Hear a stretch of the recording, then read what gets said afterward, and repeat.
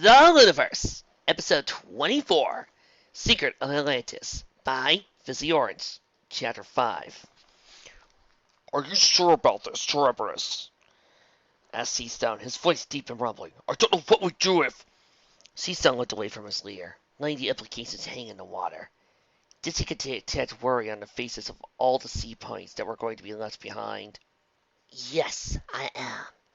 Do not worry, Seastone. I'll be careful. Even without me, I'm sure you will endure, replied Cerberus, before swimming next to Ditzy. I will go and see you around and Sea Racer to escort Miss Dew. You all stay here until we come and get you. Please take care of Sea Lion. Strapped to the sea pony's back, carefully wrapped in Sweetway, was a very precious cargo. The map that could potentially lead him to Atlantis. One of Ditzy's eyes trailed the cargo as Cerberus moved past her, while her other remained under the grip of worried ponies left behind. This scene made Ditzy even more certain of her goal. She swore to herself to bring those poor refugees to a peaceful home, no matter what. The small group waved goodbye, and then left the small depression the sea ponies called home. Ditzy realized it was the middle of a thick field of kelp that scared her vision almost immediately. A large sea plant was reaching nearly to the water's surface in this comparatively shallow area of the sea, making it a perfect hiding spot if you were hiding from things that could swim. The group, led by Charybdis, was taking a very tortuous route through the thick underwater forest, making it much more difficult for anyone trying to follow their movement. Don't lose sight of us, Miss Dry Pony. You don't want to get lost. Most of the Sea Racer is, true to his name, his blue step pulled over to a little group. How are you maneuvering here? Asked the confused Pegasus. See You Around pulled up next to her, performing an alien roll. That's our best-kept secret, she said, giggling at a certain party mare Ditzy knew. Sea Racer groaned. Ouch! A pun like that could split an oyster open. Jeez, don't flip her out, Sea Racer. No need to tell me to cool am out just because of a few jokes, replied the giggling female, a certain pain's dismay. Ditzy made a mental note to never let Pokey and See You Around meet. For the moment, though, Ditzy had other ponies to worry about, and not just her other Ponyville friends. Let us see Cucumber. Is she gonna be okay? Lyra said she left on her own. Sea Cucumber can handle herself. She is my best scout and has a long experience avoiding cow shocks, explained Charybdis, a sad tone to her voice. We found Sea Cucumber 5 years ago, after the cow sharks had driven us from our last hideout. He had been left alone when all of her own clan had been taken by the cow sharks and survived on her lonesome for 6 months, explained See You Around, sounding suddenly very serious.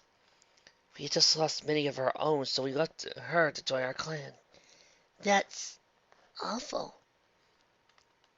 Sea Cucumber gets very emotional when we lose some pony, far more than any of us. She always goes out looking for them, but always manages to come back safe and sound, even more depressed than before. The best we can do is make sure it never happens again by finding Atlantis. Ditzy couldn't help but thank the stars who had been found by such brave sea-feeling a Sea Cucumber. She shuddered at the idea of what could have happened if the merponies had gotten to her first. She hoped her friends hadn't run afoul of them yet. And one Gilligan cut! You gotta take her to where you saw her, said Lyra, suddenly grabbing hold of the green merpony's shoulders. The merpony stammered, sending bewildered looks to her leer, and then looking back at the unicorn before her. A white shape came along and pulled Lyra off her.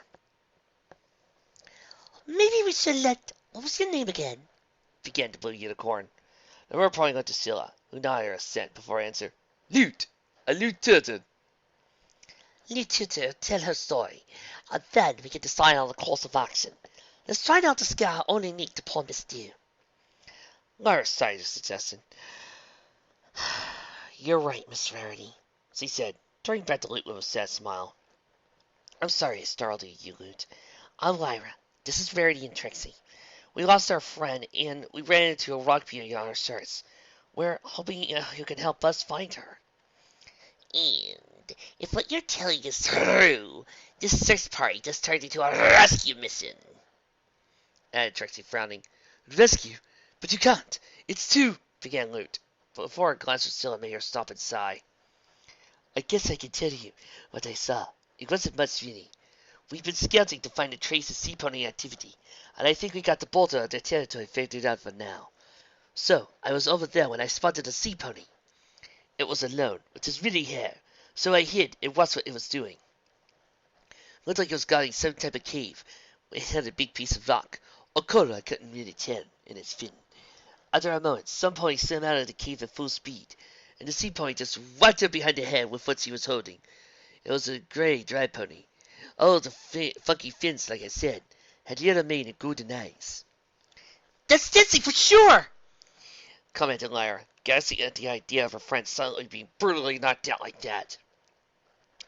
Then what? Asked Trixie. 2 cow sharks came out of the hole afterward. There was one with the tiger head, and one with the crab claws. The sea pony gave them some orders, getting the one with arms to carry the prize, while the other one was sent back on patrol. Continued Lute. I waited for them to get out of sight before heading back to Tessina, but the blue cow sharks were still around, and I kept getting delayed because I had to hide. I'm sorry I couldn't do anything to help your friend, or be here sooner. A green hoof patted her on the shoulder. It's all right. We just got here anyway. Now you can lead us back to that place and we can track down Ditzy. Still picked that moment to cut in. That would be foolish of you. The cow sharks are way too dangerous to tackle, and I'm not risking any of my ponies being strangers. Your concern is touching, Scylla, but we're not giving up on our friend. All we ask is to be led to place your scouts saw Ditzy last. We'll handle any tackling ourselves. Simply replied Trixie. Then you'll disappear too, added Ponyvlle, crossing her forehouse. Funny, you see. You should mention that because I can. Trixie began, before a white elbow painfully launched itself to her side. Squared at the corner of the elbow, see who was buried there. Still looked at the 2 glaring unicorns. The paler of the 2 realized it, and quickly moved in front of Trixie. What my dear friend Trixie is trying to say is that you shouldn't underestimate us. We are quite capable in a scrap. Isn't that the right idea? She said, turning back to Trixie. Trust us. Trixie and I are elements of harmony, you see, added Lyra, puffing her chest. A white hoof met a white forehead with a subtle groan, while a single gasp resonated throughout the room. Still looked at Lute with a raised eyebrow. Lute, do you know what the elements of harmony are? Asked the Ponyvlle. No, admitted the pony, looking down sheepishly. It just sounded so important. I thought I should sound impressed. Still aside, before looking back at the trio and the unicorn, her face cold in distance. I don't know anything about the elements of harmony, so brandishing some made-up title around isn't going to convince me you are complete fools for wanting to take on cow sharks. Made-up title? Now see here, I am Princess Luna's principal protege, and I, began Trixie, swimming forward before a pair of hooves. 1 white and 1 green held her back. We just need Lute to show us where she saw her friends, and we'll be out of your mane, said Lyra, turning a pleading eye to Scylla. I can go with them. It's not a bother, said Lute herself. There was a moment of silence as all present looked to Scylla for an answer. After a second or 2, she finally spoke. No. Ditzy was about to eject when the merpony continued, turning to Lute as the unicorns weren't in the room. I'm not going to let you go back to cow shark-infested waters without backup. Let me see if I can find 2 or 3 volunteers. And I'll accompany the lot of you there myself. That way, you'll be safe on your way back. Thank you. Thank you very much, said Trixie, smiling while clapping her hooves together. Don't make me regret it, simply grumbled Scylla, disappearing down into the common room below. Trixie was then suddenly pulled away into a huddle by a white hoof draped over her shoulder. She was really starting to regret having brought along the purple-maned diva of a mare. Are you really that stupid? The ivory unicorn whispered in her hair, put on Canterlot accent, slipping in her anger. What the hey are you talking about? Asked Trixie in the same hushed tone. She glanced back at Lute, who was chatting with Lyra.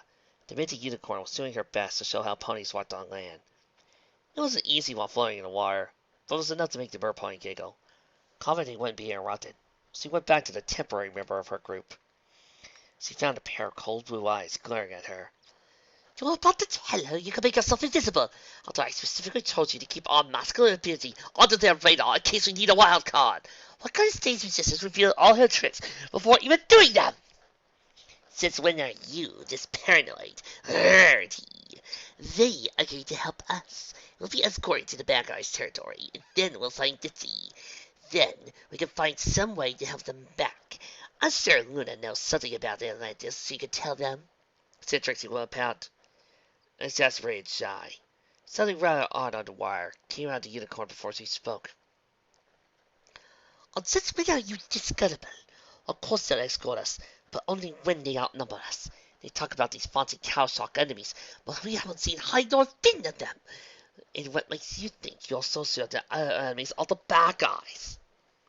You're acting really strange. Once we get back to land, I think I'll buy you a drink. You'll have to learn to trust ponies more. These merponies are clearly in trouble here, even if their enemies aren't really bad guys. And they're not entirely truthful with us. They can't afford to make enemies out of us. For all we know, we could easily talk sense into the sea ponies and find some way to solve this without so much as a scuffle, explained Trixie, putting a reassuring hold on the other mare's shoulder. You got it all figured out, huh? Oh, what about that one? She said, pointing to Loot Turtle. She apparently didn't know the difference between fins and wings, but somehow she can recognize the tiger's head on a chimera creature. It doesn't add up. I think she's smarter than she would have us believe. Trixie opened her mouth to answer, but stopped halfway, mouth keeping open. That's a good point, she finally said. She looked around to make certain no one was listening in on them. She leaned forward, casting a low gray spell to mute their talking. Look, Rarity, maybe there is something suspicious going on, but right now we can't do anything. Let's just keep our eyes peeled and our ears open so we can react if something goes down. I'd rather avoid fighting these guys. Of course, Miss Lunamoon, replied the other mare. She swam towards Lyra and Loot Turtle, quickly joined by Professor Trixie. Lyra was explaining to Loot Turtle the concept of cutie marks and what her own meant. No, my cutie mark doesn't mean I can only play the lyre, or the harp, or any other string instrument, or that I instantaneously knew how to play it. It means I have a deep appreciation for music, and the history of music. I am a musician with the tunes and the sounds of the past. I can compose new pieces using instruments that would somehow call on need. And I'm always curious about the events surrounding a musical piece. Explained Lyra with a huge grin. Music doesn't exist in a vacuum, you know. There's always context, circumstances around compositions. Sometimes it's a historical event, like Saldanian occupation of France in 448, or simply a personal one, like I composed a new piece for Bonnie's birthday. But I think I might be prattling a little too much here.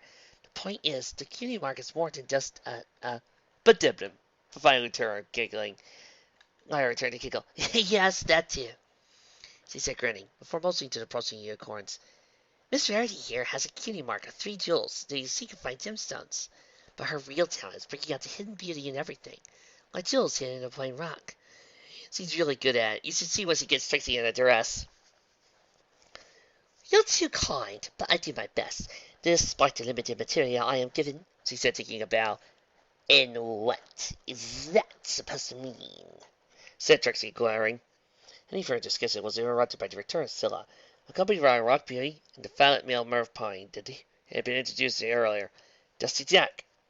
Hey, dry pony girls, said Dusky, flicking a strand of his dark blue mane out of his eyes. I heard you were headed for trouble. A gentle stallion like me can't possibly let 3 beautiful mares head into danger alone. A strand of purple mane was moved out of cold blue eyes, as a mocking imitation of his precious move. Thank you, but don't get any ideas, replied one of the same beautiful mares he was eyeing. Lyra couldn't help but giggle, as Dusky's smile seemed to falter for a moment. I found you guys, so I feel like it's my responsibility to volunteer, explained Rock Beauty, still a look on her face. Enough dallying. We need to get moving so we can cut this whole dang mess over with.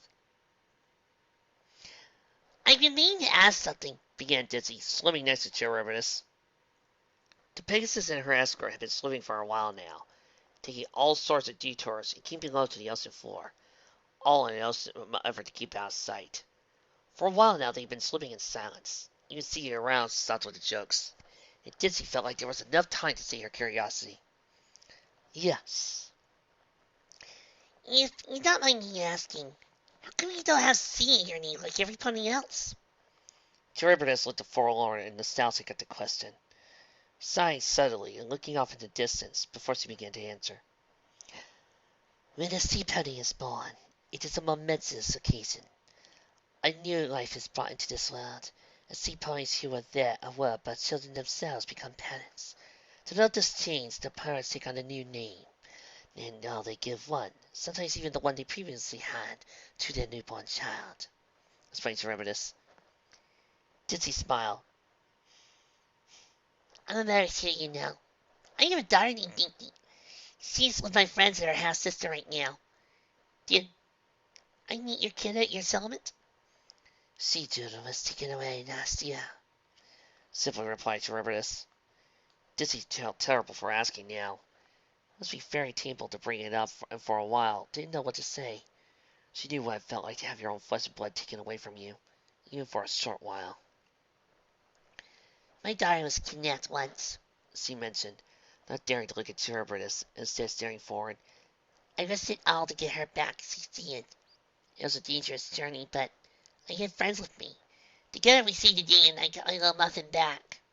For a second she considered the act of encouragement and telling the sea pony not to give up. However, she couldn't help but feel those words were unnecessary, as Charybdis didn't look back, or feel like a pony that had given up hope. All that mattered was that they understood each other's pain and fears. They continued on in silence until they crested a short hill and found themselves before a vast field of kelp. Small screws stopped and stared, shocked at what they saw in the undulating seaweed.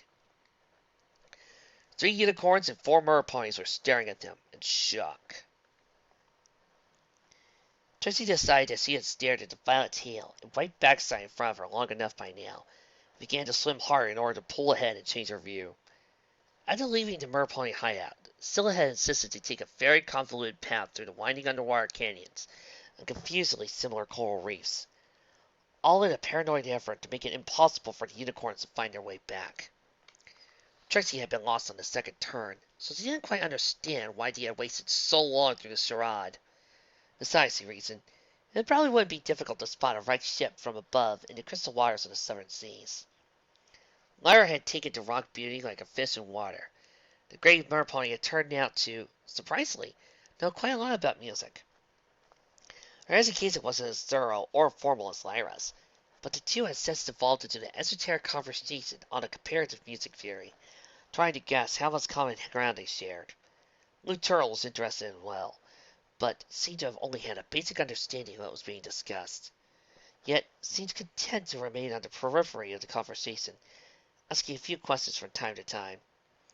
Dusky Jack had, likewise, taken to question the third unicorn in the group. She, in turn, would, in a tastily flirtatious and breathless voice, completely deflect his questions, which seemed to both deflate him and encourage him at the same time. The whole thing would be fascinating if Trixie wasn't so disgusting. Scylla had remained silent, for the most part, only barking in order to change heading once in a while, or to remind her troops not to get too loud in their discussions. "We should be getting close," declared Luke Turtle, as they crested the top of the coral reef, revealing a large field of swaying weeds. The whole group suddenly stopped when they spotted another group, way out on the side of the kelp forest. Lyra and mer ponies gasped, and Trixie quickly guessed that the 3 seahorse-looking creatures were sea ponies. What made Trixie react, though, was the presence of Ditzy along with them. Ditzy! She gasped. There was a second of silence that was shared by panic screams of Luke Turtle, seen in the moment where the metaphorical gates of Tartarus flew open. "The! Scatter! Scatter!"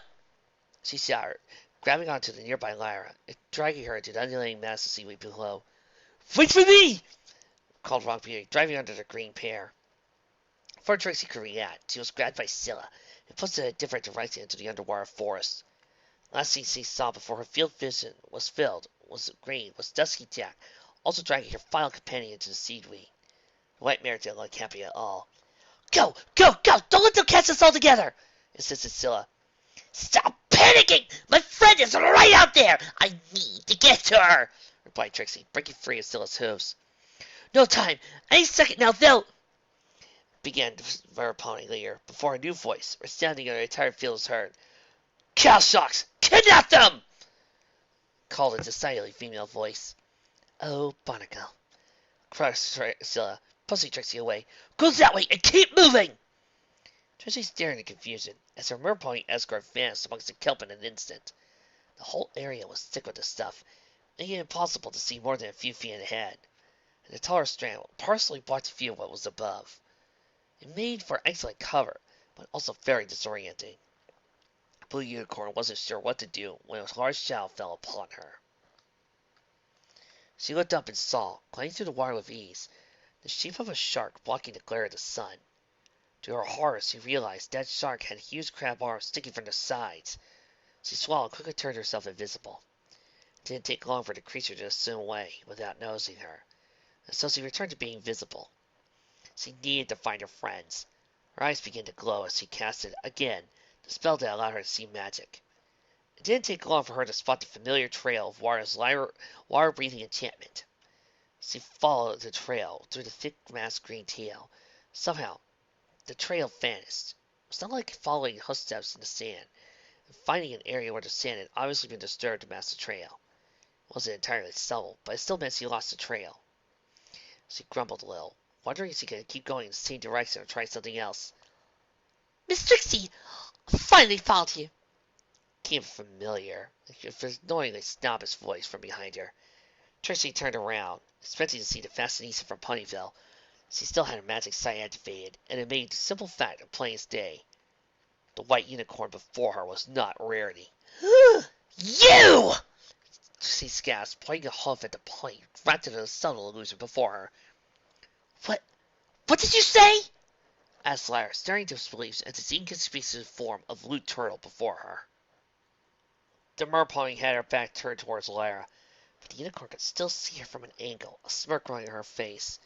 She was simply floored when it just transpired. First the elation of seeing Ditzy, then the surprise at the sight of the sea pony, followed by the confusion and panic when Loot dragged her away. Just as he found a decently clear spot in the forest of seaweed, something even more confusing happened right in front of her. What do you mean? What did I just say? Asked the merpony, a voice far more mature than one would expect from her. I just ordered the cow sharks to capture you and your friends, of course. I wasn't very subtle. Lyra wasn't much sure what to do, but she still had her spell prepared nonetheless. Just as her horn began to glow, something smashed at the back of her head. She was losing consciousness as a pair of hairy arms took hold of her. The last thing she saw was the form of Rock Beauty emerge from the forest of kelp. The merpony was struggling against the tentacles of some unseen creature. It was binding her limbs and holding her muzzle close. And all the while, the one who called herself Loot Turtle chuckled to herself.